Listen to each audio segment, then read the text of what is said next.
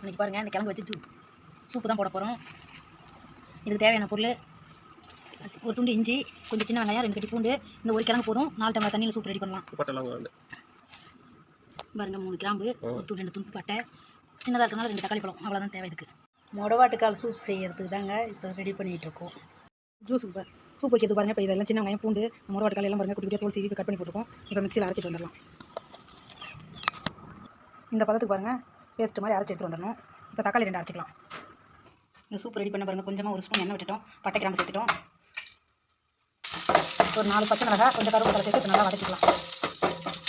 இப்போ அரைச்சி வச்சு பேஸ்ட்டை சேர்த்துடலாம்.